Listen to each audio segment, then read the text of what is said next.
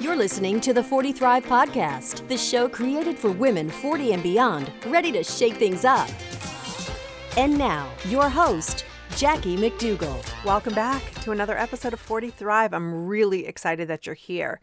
Today's episode kind of blew my mind, and I think it might really be able to help you as well. Before we get to it, you must go over to our free and private Facebook group because big things are happening in the coming weeks. What big things, you ask? Well, let me tell you. Number one, we've got some exciting new ways to support the 40 Thrive podcast, where you get to have some coaching and collaboration and show up for live podcast recordings and all of that good stuff through our Patreon page. So if you go to 40thrive.com/episode 81 right now, in the show notes for this episode, you can not only find the link to the group, but also to our Patreon page where we will deepen our relationship together in so many incredible ways in 2021. So please go check that out. Also, if you know anything about me, I do not promote products and services that I don't believe in. And so I've been working with a variety of new sponsors and brands that I think you will love. And I'll be unveiling some of those in the coming weeks. So you definitely want to stay tuned. Plus, we're going to do our 10 days of giveaways again for the holidays coming up. There is no better year than 2020 to really pamper ourselves and get some little gifts and things that we wouldn't normally buy ourselves. That's what our 10 days of giveaways is all about. So you want to be in the Facebook group to check that out. It's coming soon. Okay, let's get to today's episode. Patricia Lohan is the creator of Feng Shui Mastery and author of The Happy Home, a guide to creating a happy, healthy, wealthy life. I met Patricia over the summer, and she was nice enough to give me a consultation. I was feeling, I don't know, maybe you can relate. I was feeling stuck. I'm sharing an office with my husband. Business felt like it was a little bit all over the place. I had a lot of things going on, but it just felt like a lot of struggle with not much gain. And so I invited Patricia into my office, and she gave me some simple, no-brainer tips to create a little bit more flow and energy in my office. And I have to tell you, it worked. I don't know if you're a fan of Feng Shui or not, but this is really a powerful thing that's been around for 5,000 years.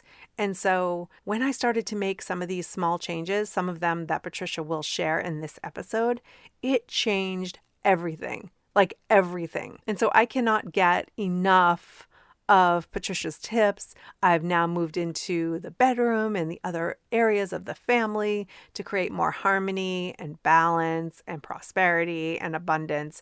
And she's going to share with you today how you can get that as well. You know, I'm a little bit woo-woo. I love to dabble in woo-woo, but I'm also a really logical human being. And so I love the way Patricia embraces Feng Shui in a way that any of us can do. So listen to her tips, maybe take some of them into your own home. And then I want to hear in the 40 Thrive community how you have embraced Feng Shui and what it's done for your life. So without further ado, let's get into my conversation with Patricia Lohan. Patricia, welcome to 40 Thrive. Thank you so much. I'm excited to be here. I feel like saying welcome back because we just met a few days ago. And Yes. You were so kind to give me a Feng Shui consultation, and I've made some changes, and we're going to get into that in a little bit, but I feel so much better already, and I'm super excited. But before we get into all of that, what is Feng Shui? For me, Feng Shui is acupuncture for your home. So essentially people think it's about moving furniture and about placement of weird hanging frogs or something in your house. That's not me.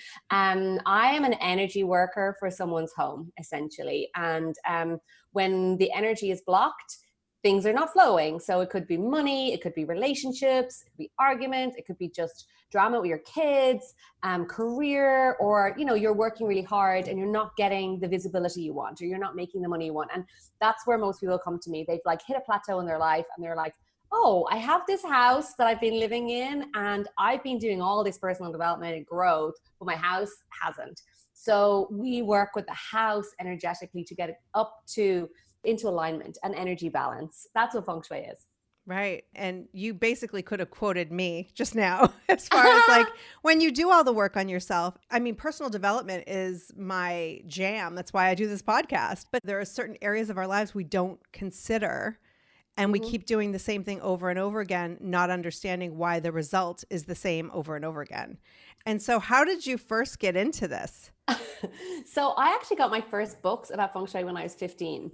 So this is for me like a soul's calling. You know, it's like my 16-year-old self knew what she was being called towards, but like my logical brain was like, no, no, no. But I really loved it. I dived straight in. I had all the books. I Feng Shuied my own bedroom when I was a teenager and like did all that stuff. But I forgot about it for many, many years until I wanted to call in love. And I remember I was moving into a new apartment and I remember going, oh, that Feng Shui stuff. And I ended up going home and finding those books and my mom still had them. And that's weird because we moved house a lot. Like we moved to the house 22 times. So I think there's this whole thing of us moving house a lot. So I've experienced a lot of energetic shifts between houses. And when I became a Feng Shui consultant and dived deeper into the practice, I could look back at those houses and be like, oh my God, what went on there and this house and the change in our families. So that was a really profound for me. But my passion started then when I decided to look for love and set up my apartment to call in love. And very soon afterwards, I met my husband, Ken. And when I went to visit his house, he had Feng Shuied his place. And I was like, oh my God, this is crazy. And honestly, all my friends were like, how did you meet Ken? What did you do? And a lot of them were on this spiritual personal development journey as well. And I was like, well, I did that inner stuff, but I also set my place up, set it up for love. I made sure I made that intention. When I walked in the first day moving in, I said to my flatmate, I'm not leaving here until I'm moving in with my husband. And she just laughed her head off at me. She's like, yeah, whatever. And I'm like, I'm serious. So we both were interested. Ken was into Feng Shui in his 20s when he went on his own personal development journey. And from there, everyone was asking me, how did you meet Ken? And I was like, well, this Feng Shui thing. And that interwove with my own practice. So I was working with clients, helping them. I had like this Mary Poppins bag of other tools like, you know, kinesiology, Reiki, crystals, you know, all of this stuff. And I would work with clients one-to-one doing that work, helping them release on the inside to clear and to support them their own personal growth. But then they were going back to houses that were not supportive. So that's kind of what happened. And I would be doing a session on my clients and checking on balancing them. And then next I'd be like, tell me about your bedroom. What's going on in your house? How long have you lived there?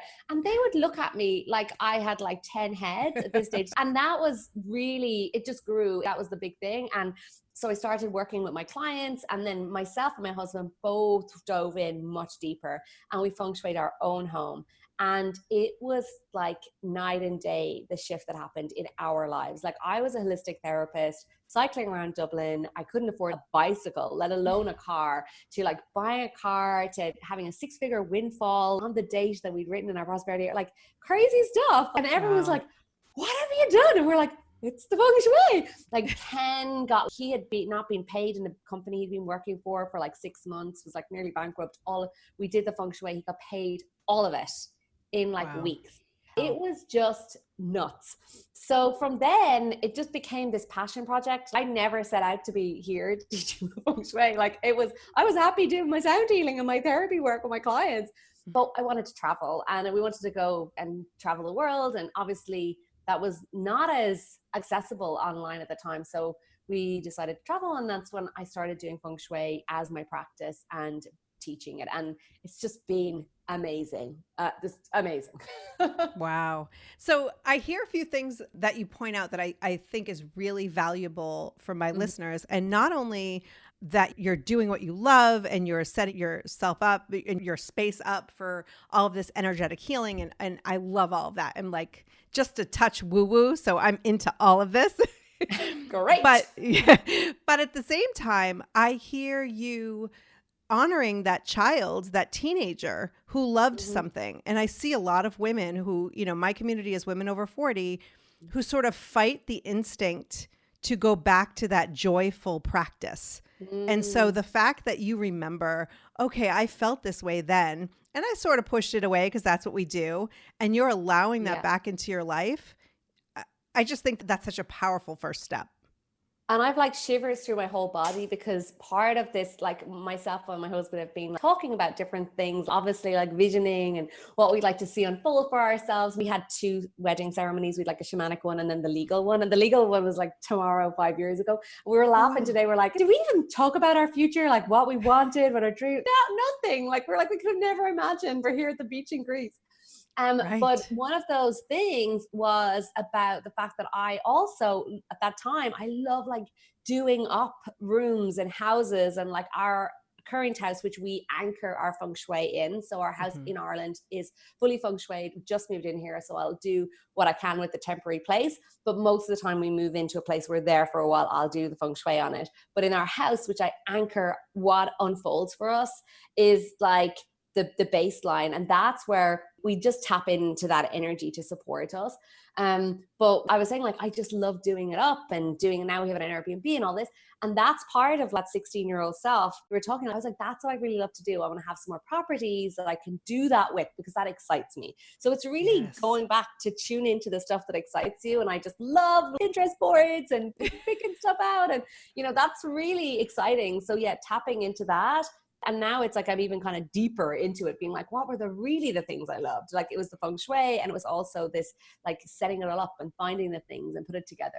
Right. And I think that for the most part, that thing that brought you joy as a teenager can be a revenue generator. Mm-hmm. You could make a living just teaching people who do Airbnb how to feng shui to keep the people coming. We were booked out over the whole of COVID, like booked solid. Like we had like a 4-day gap, and Ken just got a message saying they're asking for it until the date that we were planning to go back. And they're like, can we stay longer? And we're like, we might stay longer in Greece, like booked solid. So Right. It's like, it's really good advert for feng shui as well. Yeah, that's amazing. So let's dive a little bit into the feng shui. I did poll my community and I was asking them what are some things that they would like to bring more of into their lives. And of course, we're all into the whole abundance and prosperity. I mean, who isn't, right? But peace and harmony were equally as important to them. And so what are some simple things that we could do without having your brilliance in our living room on our own to bring more? Let's just start with abundance and prosperity. So for me, in general, I love starting at the front door, and that helps with the peace and harmony and the prosperity, because it's that whole energy of like first impressions count. So when you get up to your front door, how do you feel? How does the front door look? Do you have a lovely welcome mat, some nice flowers, a welcome sign, a doorbell that works? This sounds like very basic stuff, but honestly, the amount of people that I have gone to their house and I'm like, it's cobwebs and broken stuff, and you don't see it. And I think this is something I would certainly recommend everyone does, is just pretend it's the first time you've ever walked up your driveway or in your house, and look at it from that perspective. And then you're like, oh, how can I improve this? It could be subtle things like flowers or a welcome mat, or just even cleaning your front door. The front door is the mouth of your house, and this is where the energy comes in. So when we talk about energy, it's money, it's career, it's health, it's harmony, it's all the things. And your house is either like calling it in or repelling it. So we want to bring it in, and we want it to be attractive. So for example, does the door creak? Where are the sounds? Like, is that, it's crying. It's like, you're not paying any attention to me and you're just passing it. And every time you have that, it's like literally impacting your own energy, and it's depleting it. So that is one of the first things I would say around your house is pay attention. Literally, I have a shaman, he's always screaming at us like, pay attention, pay attention. And but it's so true, because our house is speaking to us. I do energy work on people, but I do it on houses as well. And our houses are communicating with us. Anytime a client is going through something in my community, I'm like, go back and check. Like, what's the house saying? Like, meditate and connect with the soul of your home. And it goes even back to the very beginning of like, how was the sale process? Was it easy? Was it smooth? Is it the house you wanted? I had a huge aha from one client who's like, it wasn't even the house I wanted. This is meant to be a temporary house. And I've just not really cared for it because I'm in limbo with it, as opposed to, you know what? I am accepting, I am loving, and I'm going to be so grateful for this space. And that alone will create a shift, because that's your connection with this energy space. Because if you put like the solid brick under a microscope, it is just a denser form of energy. It is still moving. It still has a vibration and frequency. So it's just a denser form, which is harder to change. So that would be my very first thing. Now, in terms of prosperity, you've probably heard this. And the nice thing about Feng Shui, sometimes it just like makes sense, AKA keep your toilet seat down. Yeah. So that is like where the energy comes into your house, so into the front door. And one of the things is when you open the front door, what do you see? So if you see a window, a mirror, or stairs, these three things, like straight, it's not ideal. Okay. Now, I am not of the person like, you don't have to move house. I've never told one client to move house. You do not have to knock any walls, but I'm going to give some suggestions if that is the case, because that's where the energy comes in, and you want to make sure it moves around and it doesn't fly out or be reflected out again. So open the front door. If you see a mirror facing you, you've done all this lovely effort at your front door, like calling it in, making the doorbell work, putting a sign, like, you know, if the postman can't find you, neither can the energy. Okay. So be really mindful of, like, if you can't find you, there's something you need to put a bigger sign outside. You need to clear the way for it to get into you. That's interesting because I live down a long driveway. And so whenever we have deliveries or anything, I have to tell them long driveway, house on the right. So am I preventing energy from coming down? You could put some extra signs so they come down. How can you illuminate that path? How can you make it clearer for someone who's coming in? Because it's the same goes for the energy. And when you open the door, if you have a mirror there, it is basically saying, oh, we don't want you. Goodbye. Bye. Get back out. And pushing it back out again. That alone has had shifts for clients. They're like, wow, oh my God, I've just been pushing it away. I've been making it hard for myself. And the same goes for, there's like a window. Now that's not ideal, but you could put like a curtain up. You could put a big plant in front of it. You want to just slow that energy so it doesn't go straight out the window. And what are the things you could put in front of it to stop it? And then the stairs, maybe a half moon rug at the bottom, so it like dissipates the energy and just like kind of sends it back and around. That energy of a circle is like, oh, flow this way. So we're just going to invite it to move around a little bit. And that for me is really important in terms of prosperity because it has to get in. And then when it comes to prosperity, the other things will be something like leaking taps. So water is very connected with prosperity. So you don't want the money to be dripping away.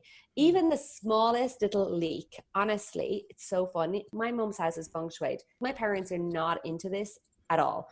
But she rang a few weeks ago. She knows she's in like my Facebook groups and she's like, you're amazing. Good luck. You know, but like I go home and I do the feng shui for her. But she was saying something. She's like, oh, the tap is dripping, blah, blah, blah. And then I swear, I was like, you need to get it fixed ASAP. She's like, I know. Anyways, she got someone to fix it. She messaged me the other day. She's like, oh my God, this person came and paid me. This person gave me this, all this money. And I was like, I told you that tap. She was like, oh, yeah, I'm on it. And then she's like, I found one or two other drips. I'm going to get them fixed as well. I was like, brilliant, like in her ensuite. So it's like these tiny little things where there's leaks or little drips. All of that is going to be leaking. And the same goes for, you know, your wallet. If it has a hole in it, the money is leaking out of it. Right. So it's all speaking to us. Your house is speaking to you. As you move around, like for me, it's also looking at like any of those friction points. So like a dripping tap, you know, a broken door, a handle that doesn't work, like handles, grip on your finances, a grip on life, you know, that energy or things that are hard. Like, so for example, if the front door is hard to open, it's hard to get it in. It's a struggle. Like it's hard, like you're making it more difficult than it could be. Maybe you need some oil.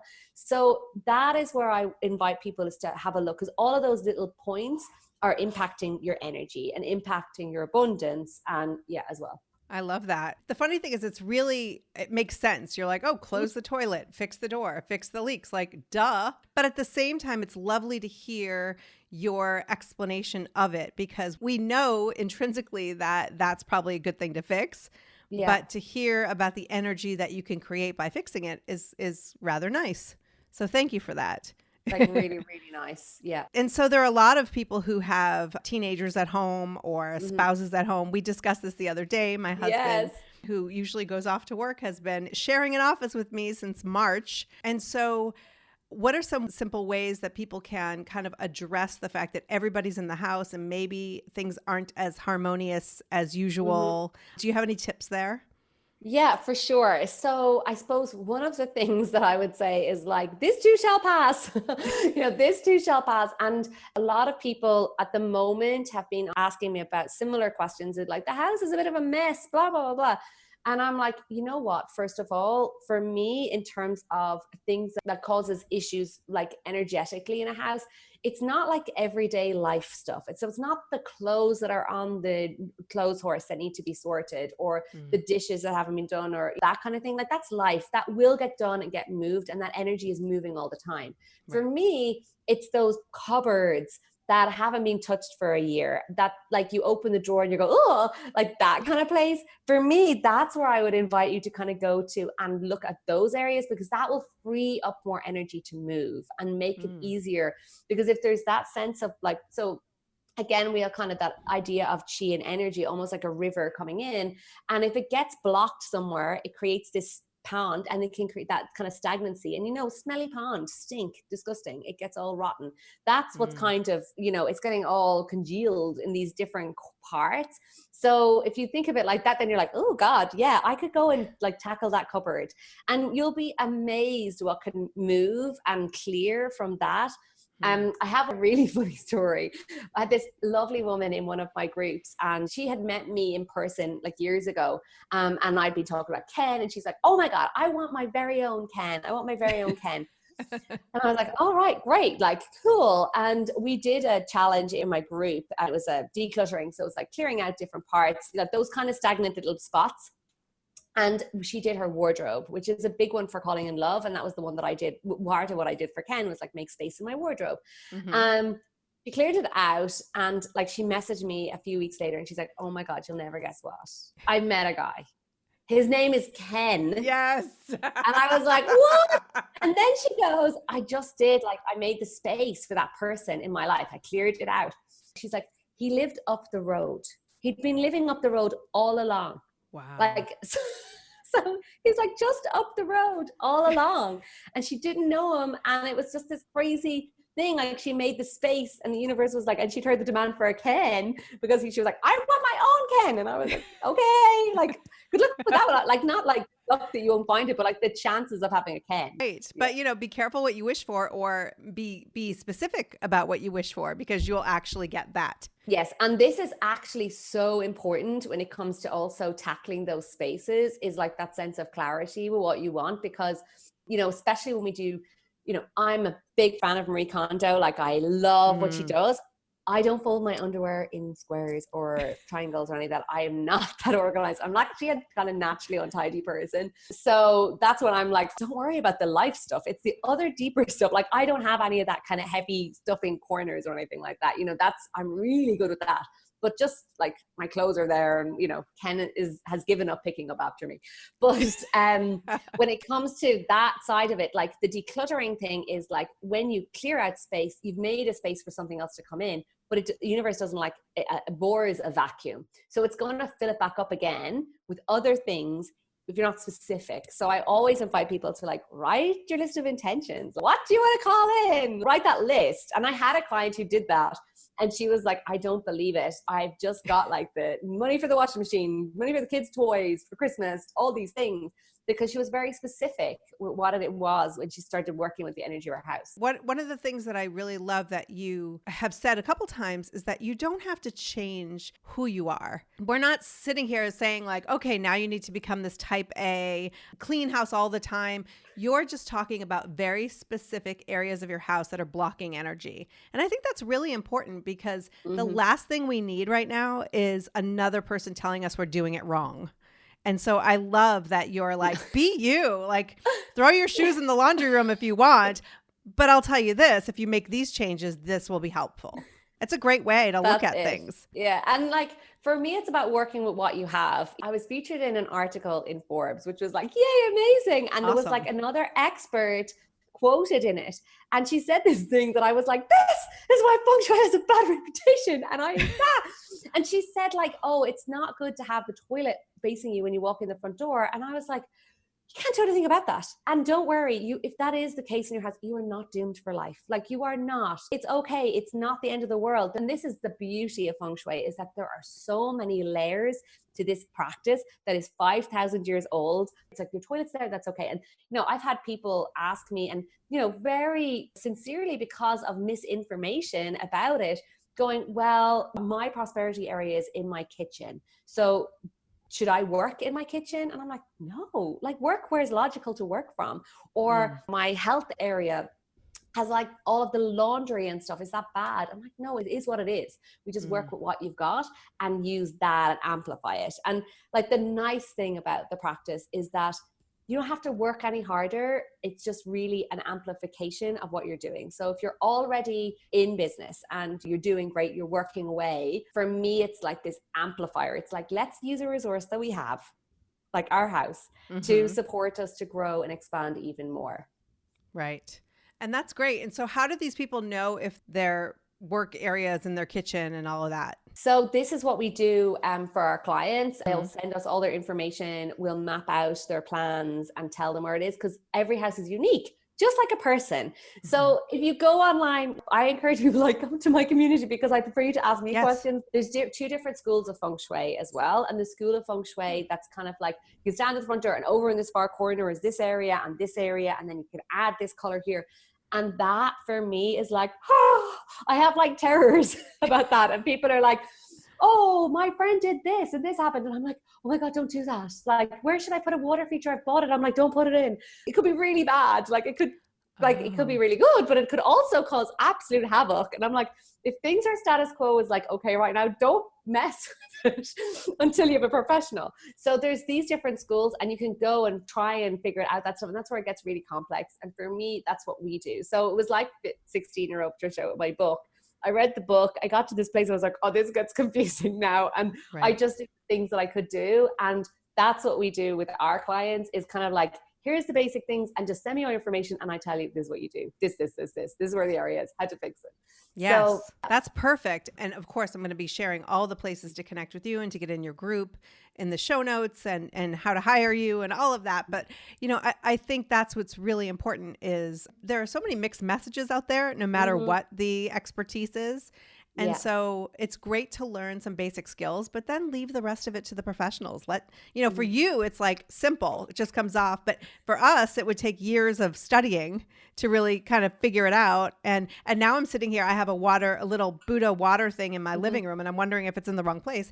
But speaking of my home, so I work from home. And as I mentioned, my husband is sharing an office with me. And so you were kind enough to give me a consultation, and I was facing the window with my desk. And you're like, no, with the door behind me. We have this big armoire that was sort of like taking up space when you came into the room. Like, the flow was just completely off. And I'm telling you, it wasn't just the little changes. I moved some furniture. I listened to what you had to say, and you can share with the audience, like, specifically why these are important. But I will tell you this. I started an abundance journal. And so if I get a check from some overpayment or something, I write it down in my abundance journal. Or if somebody picks up lunch unexpectedly, I'll write it down in my abundance journal. Like, all of these ways that abundance is coming into my life, because I think we're so focused on it coming in as like a check for money that we earned, that we don't pay attention to all these other ways. So my husband and I will be in a restaurant, well, not recently, but a while back. And we'll get like a free appetizer or a dessert on the house. And we're like, #abundance. It's kind of a game in our house. And so ever since, we just met, maybe 4 days ago. Yeah. I made the shifts. I put in those new pillows that you liked that say Thrive right on them. I went and bought some plants. I said to my husband, I feel like somebody's going to gift me a succulent, like not a pointy succulent. I looked that up, but just some living, breathing things in the office. And I go for a meeting, a socially distanced meeting, and she hands me a succulent and says, I know you've been going through a lot. I bought you this. And then in the mail, my sister-in-law sent this beautiful handmade butterfly, which is like one of my things. And it's so beautiful, and it looks amazing in my office, and I put it in the southeast corner, and things are happening. And I think it's really important to recognize when things are happening as how little or big it may be. And Yeah. so what are some of the shifts that you helped me make and that you would help anyone make in their office? Yeah, for sure. So, first of all, like the minute I see you now, you just look so different today from the day we were on the call, because I was like, where is the door? What's behind you? And the big thing for me is that when we are not sitting in a position that is for our best interest, like if with our back to the door, we literally can't see what's coming at us. So we're in this vulnerable position, but also when you're back to the door, the energy is coming in, landing on your shoulders, on your lap, and feeling that sense of overwhelm. So you're not able to kind of feel your most productive or in your power or see what's coming at you. And also, there's no space for expansion. So your desk was facing the window. So there was like an expansive view, but still, it was still like the desk was pushing to the wall. There was nowhere to kind of go. Whereas this sense of spaciousness in front of you now gives you that sense of creativity, but also you've got this beautiful support, that beautiful piece of art behind you. You're supported and you can see what's coming at you. So you're prepared. You're prepared. I didn't mention, like, you had a great chair and a great desk. So I was like, this is all good. But it was more about that positioning for me. And then you had the cushions you talked about with, like, inspirational quotes. And for me, I really would love for people to think about, like, if clients came to your office, would it reflect your ethos, your business mission, and what would you want them to think? Would it reflect it? And if it does, amazing. And that's like kind of a luxury for some people. If people currently like, oh my God, I'm sitting in my office, in my bedroom. And I literally one of my clients today had shared photos of her office. It's in her bedroom. But actually I was like, you've done an amazing job. And I'm like, could you get a screen to put up at nighttime between the office and the bedroom, between your bed and the office, so then you can switch it off? Or even just put an off sign, like closed on your desk, clear everything away. Like create these little conscious boundaries between the space, and have it nicely organized. Obviously, that, I don't know, did you move that big armoire out? I just moved it so it wasn't so close to the door. Yes. Because when you open the door, all you felt was that big armoire, Yeah. And then my husband was using this like 6-foot folding table. Yeah. I went onto Facebook and said, does anybody have a desk? So he has a little workstation. It's just amazing, these little shifts. So, for example, if you couldn't move your desk and you had to push your desk up to the wall and have the door behind you, like there's no other option, you could have like a small mirror on your desk. So when you're sitting at your desk, you can still see the door. I had that with a client. It was with several clients, but this was kind of nuts because she literally burst out. I said, is everything feel overwhelming and lands on your shoulders and blah, blah, blah. She burst out crying. She's like, how did you know? And I'm like, because I can see how you're sitting. Like literally your desk is telling me your current situation in your work. And that then ripples effect then to the other fact of, like, for me in your office is the artwork. And I don't know if I shared this with you the other day, but on the podcast, it'll be good for people to hear this. But, in your office, make sure that the things you have in your office are related to your business, not like exercise equipment and, suitcases, children's toys, everyone else's stuff. Like, this should be focused. If you have your own office, focus it on your business. And the artwork is really important. So like you have beautiful, like nature, like water lilies there, like beautiful flowers. Like my nephew's wife painted that for me and I absolutely love it. Like water lilies are just so symbolic for me and I just love it. And so the fact that I can have that behind me during these videos and calls just makes me feel good. It's beautiful. So one example was a lady, I was looking at her office and I'm like, oh my God, it's perfect. She has like the best position, great desk, like really big office. It was amazing.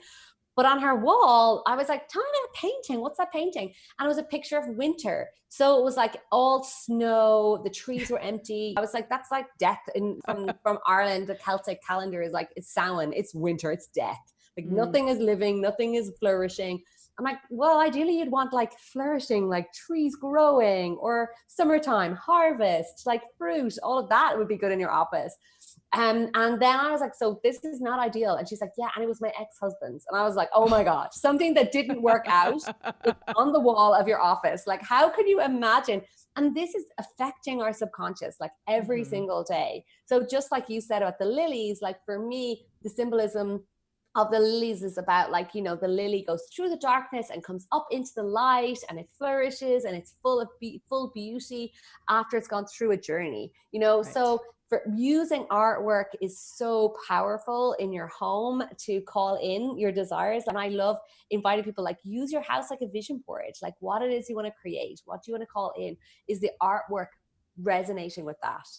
I love that. And I'm also passionate about women over 40 who create. And so I sometimes go into my community. I'm like, does anybody sell anything that is like meaningful that I could share in my office? I'm willing to buy it all because I love that collaboration and that camaraderie of other creatives. I love people who do creative things. Oh my God, yes. But you know what's been so magical is I've seen in my community is women who had never picked up a paintbrush. Oh, yeah. Like, so they've implemented the Feng Shui, and all of a sudden, so, you know, for me, Feng Shui is about bringing balance of the masculine and feminine energy. So we're working yin and yang. It's like ancient practice. We're working with the 5 elements, just like an acupuncturist. We're bringing these elements and it brings this balance.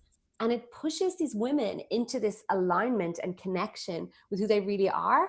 And all of a sudden, they're creating these masterpieces, like no word of a lie. It's like, I just decided, I just had this urge. And one woman cleared out a whole cupboard, like this whole storage cupboard, and made a painting room. She posted the painting. I was like, are you selling these? Like, I would buy it. It was stunning. And another woman actually ended up having a full exhibition.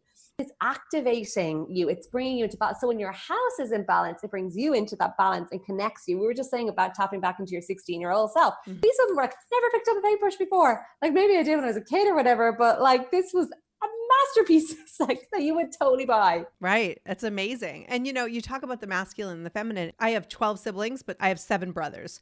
And those are the ones who are closest in age to me. I had a lot of masculine energy around me. And so sometimes that's where I think my autopilot is sort of masculine.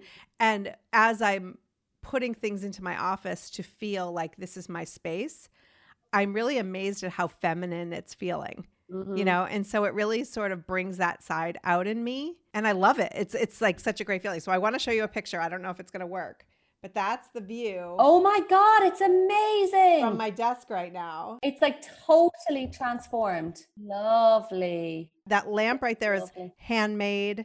I bought the little tree and put it in a 40 Thrive mug. Beautiful.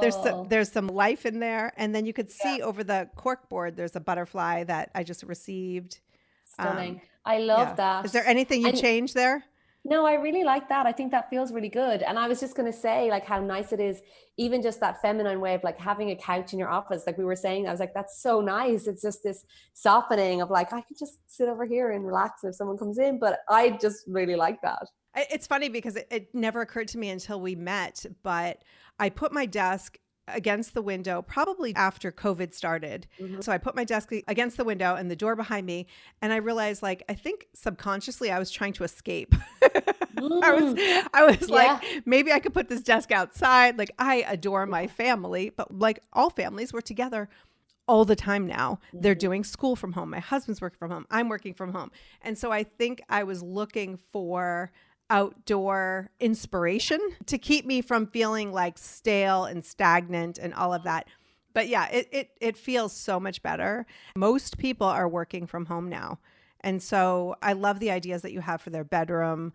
Or what if somebody has to work at a kitchen table or a dining room table? Is that okay? Do you have tips for that? I would say to you, like, sit with your back to the kitchen and see what's coming at you. Okay. And a lot of people are like, no, I'll turn around so I can't see the activity. But I would prefer you to have that sense of support and see what's coming at you. And then the other thing is, for me, especially working at the dining room table or the kitchen table, is just, again, that boundaries thing. So, you know, you don't sit down and eat your breakfast and leave it there. That's where I'm really clear, like the bit of tidying is like, clear away one part of the day and sit down and do your work. Like maybe you have like a candle or something that you anchor beside you and like, this is my work mode. When this is here, I am working. Don't talk to me.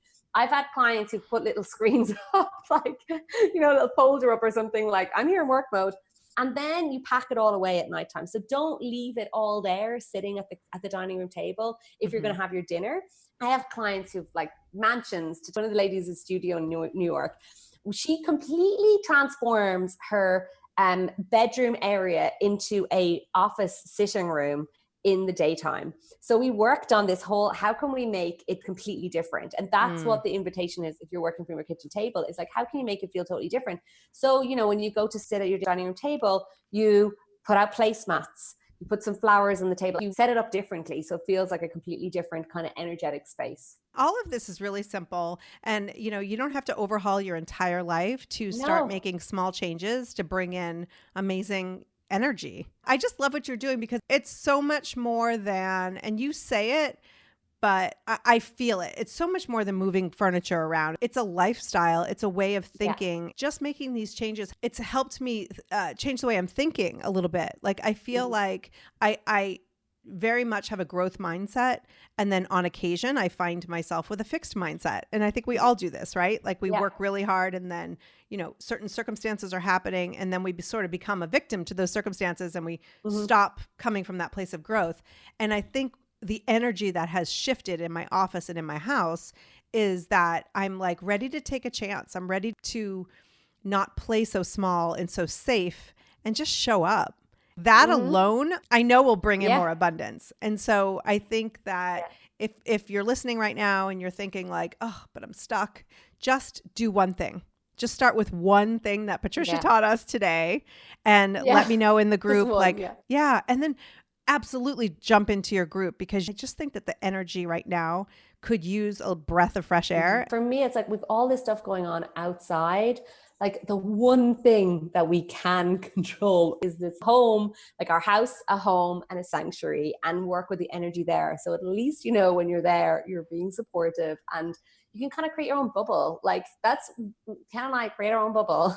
Wherever we are. And that's it. Just start with one thing and then you'll get like energy from that and be like, oh, what's the next thing I could do? It's just like a snowball effect. It's fantastic. Thank you so much, Patricia. Thank you so much. Thank you so much for listening. Let me ask you 2 quick questions. Have you subscribed? It's easy to do and helps you get alerts when a new episode is up in your favorite podcast app. And have you shared it with a friend? That's the simplest way to help grow the show and help more and more women over 40 thrive. I really appreciate you pressing play today. I know you have a lot going on and it's not lost on me. Until next time, take care and keep thriving.